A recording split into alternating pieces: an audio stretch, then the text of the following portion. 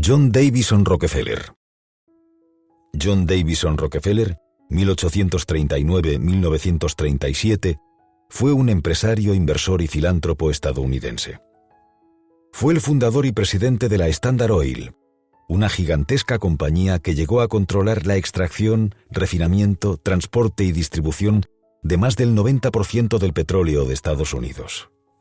Durante un periodo de más de 40 años, Rockefeller consolidó a la Standard Oil como la compañía petrolera más grande del mundo, revolucionando la industria en muchos aspectos. Fruto de su capacidad para hacer negocios, llegó a tener el monopolio en el negocio del petróleo, lo que no le causó pocos problemas.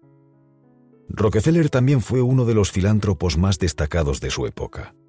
Las aportaciones alcanzaron los $550 millones. De estos, el 80% fue a parar a 4 organizaciones: la Fundación Rockefeller, la General Education Board, el Instituto Rockefeller para la Investigación Médica, hoy Universidad Rockefeller, y la Laura Spelman Rockefeller Memorial, absorbida por la Fundación Rockefeller en 1929. Fue el fundador de la Universidad de Chicago, que acumula casi un centenar de premios Nobel. En sus últimos años inició la construcción del Rockefeller Center, el cual nunca pudo ver terminado y que continuaría su hijo, convirtiéndose en el que sería el mayor centro empresarial del país y que hoy día sigue siendo una referencia como complejo inmobiliario de negocios en Manhattan. 1. El que trabaja todo el día no tiene tiempo de ganar dinero. Cuando uno intercambia trabajo por dinero, sus ingresos están limitados a las horas disponibles y a su presencia física, 2 variables finitas. Hay otra fórmula más interesante: que el dinero esté trabajando mientras uno no está trabajando. Rockefeller descubrió esta lección, que todos los millonarios aplican, desde muy joven. Cuando era apenas un chaval, ganaba algunos centavos vendiendo piedras de colores a sus compañeros de colegio. Pronto no tardó en ahorrar $50.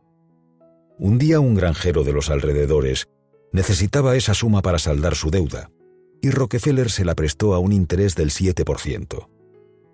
Fue un gran descubrimiento para él ver cómo al cabo de un año su capital había crecido. Más tarde escribiría: «Decidí hacer trabajar al dinero en lugar de trabajar yo por dinero». Años después, ya más veterano, también diría: «¿Sabes lo que más me complace? Ver los dividendos de mis inversiones». 2. Aprenda a hacer hablar a las cifras. Ellas le dirán duras verdades y le revelarán el futuro. Identificar las causas te permite cambiar los efectos. Por eso es indispensable saber en qué y cuánto se gasta en cada concepto, así como de dónde provienen los ingresos y su cuantía, para poder diseñar estrategias más eficaces y eficientes con el fin de eliminar aquello que aporta menos valor y crear nuevas alternativas financieras más atractivas. Para Rockefeller, las cifras estaban dotadas de un poder misterioso y eran 100 veces más elocuentes que las palabras. Todas sus ganancias se contabilizaban en una libreta que él denominó Registro A y venía a ser una especie de autobiografía. Su primer empleo lo obtuvo en 1855 en Hewitt & Tuttle, corredores y comerciantes en productos agrícolas. Al final de su jornada, repasaba las operaciones financieras del día tratando de descubrir en qué podría haber obtenido mejores ganancias. Ese análisis y diagnóstico riguroso que hacía Rockefeller desde joven es esencial para adoptar medidas más rentables. En definitiva, revisa y perfecciona tus métodos, y después sigue revisando y perfeccionando tus métodos. Pregúntate continuamente: ¿cómo puedo reducir mis gastos? ¿Cómo puedo tener mejores márgenes en mis productos y servicios? ¿Cómo puedo desarrollar nuevos canales de comercialización? 3. No temas a los grandes gastos. Teme a los ingresos pequeños. Es uno de los principios que rigen el mundo del dinero. Los grandes gastos no son grandes si van acompañados de ingresos altos. La mejor manera de tener una mayor calidad de vida es facturando más. Algo parecido sucede con la deuda. Mucha gente teme al pasivo ajeno, pero hay deuda buena y deuda mala. La deuda mala es la que se destina a gasto y nos empequeñece. La deuda buena es la que se destina a inversión y nos hace más grandes. Permite pagar los intereses y además generar un beneficio. No es arriesgado tener deuda. Lo que es arriesgado es ser un imprudente en su utilización. La gente con mentalidad pequeña siempre está pensando en cómo gastar menos. La gente con mentalidad grande, si bien piensa en cómo minimizar gastos, sobre todo se enfoca en cómo ingresar más. 4. La regla de oro de los negocios es la expansión. Lo primero de todo es tener un producto que satisfaga una necesidad. Segundo, un modelo de negocio que ayude a vender. Y tercero, un plan de apalancamiento que permita el crecimiento. Este último punto es el que convierte a empresas, negocios normales, en empresas, negocios grandes y conocidas a gran escala. ¿Cómo llegar a mucha gente, al mayor número posible de nuestro target? Solo es posible a través de un plan de expansión que es lo que marca la diferencia y que puede estar basado en el crecimiento en nuevos países, o en alianzas estratégicas, o en la concesión de licencias, o en franquicias, o en la búsqueda de afiliados o en cualquier otra modalidad. Sin expansión no hay posibilidad de ser grande. El apalancamiento es lo que te permite hacer mucho con poco, conseguir más con menos. Y no es otra cosa que utilizar el dinero, recursos, plataformas o sistemas de terceros para generar ingresos. Quizás por eso, el conocido inversor Robert Kiyosaki siempre dice: no te levantes para trabajar, levántate para encontrar apalancamiento. 5. La aptitud para manejar a las personas es un producto que se compra como el azúcar y el café, y esta aptitud yo la pago más que cualquier otra del mundo. Hombres claves en puestos claves. Fue el lema que siguió al pie de la letra para crear su imperio financiero. Sin duda, supo rodearse de las personas competentes, con la lealtad y actitud adecuadas. En cierta ocasión, durante una investigación sobre las actividades de la Standard Oil, un testigo dijo a las autoridades al respecto: «Jamás conocí a un grupo de hombres más sagaces y capaces de hacer negocios. No creo que sea posible hacerles dar el brazo a torcer, ni por decreto legislativo, ni por ningún otro procedimiento. Es imposible. Siempre ganarán». También al referirse a sus colaboradores, Rockefeller aseguraba: «Es más probable que contrate a una persona llena de entusiasmo que a una persona que lo sabe todo». Esa actitud y predisposición hacia el trabajo es la que hace ser perseverante ante las dificultades, no dejar de aprender para seguir mejorando, trabajar en equipo de manera más armónica y, en definitiva, tener mentalidad ganadora. Sin equipo, ningún logro grande es posible. La capacidad de elegir a las personas para los puestos directivos que van a impregnar con su actitud y valores al resto de la organización es clave para el éxito.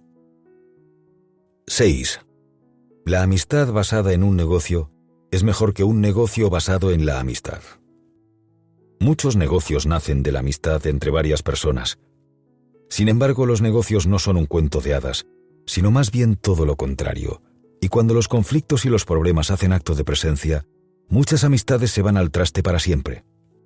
Por el contrario, aquellos negocios que se montan entre socios y son capaces de sortear las adversidades, muchas veces acaban terminando en amistad. Porque los momentos difíciles, si se saben gestionar, sirven para fortalecer las relaciones.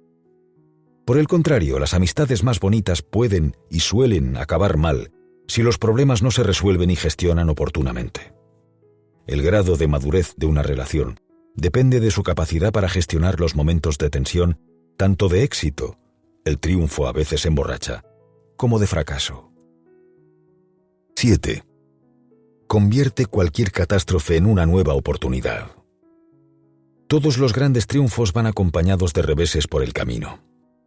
La diferencia entre las personas corrientes y los ganadores es que estos últimos saben convertir cada derrota en una victoria. A Rockefeller también le ocurrió. Cuando fundó la Standard Oil en 1870, había numerosos competidores.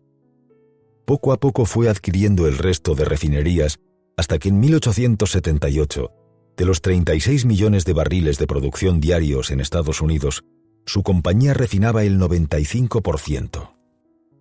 Aquel poder que acumuló le causó muchas antipatías por parte del gobierno y los medios de comunicación norteamericanos, siendo víctima de continuos ataques. El trust, que se había constituido legalmente en 1882, fue disuelto por el gobierno después de una lucha encarnizada, dando lugar a 39 pequeñas sociedades.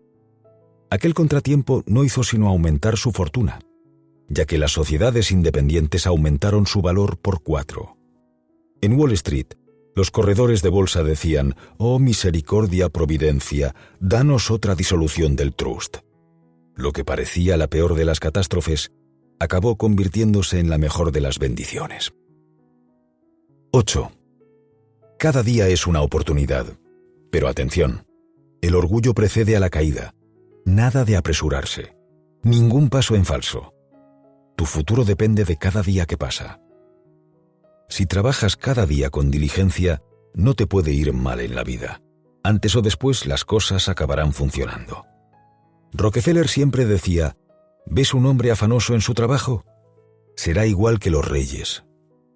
El código que regía su forma de trabajar era orden, disciplina y un registro fiel del debe y el haber. Primero, orden, que es lo que permite saber qué hacer en cada momento. Su método y organización eran sus principales virtudes. Segundo, disciplina para ceñirse al guión sin caer en las tentaciones. Esa disciplina la aprendió de su padre. Cuando inició su primer negocio en solitario, su progenitor le prestó $1,000, pero no se ablandó y le exigió un interés del 10% anual. Rockefeller declararía: «Esa pequeña exigencia me hizo bien, aunque yo no apreciaba para nada esa política paterna que consistía en hacerme zancadillas para ver si mis capacidades financieras estaban a la altura». Tercero, un registro fiel del debe y el haber. Saber en qué y cuánto se gasta y en qué y cuánto se ingresa.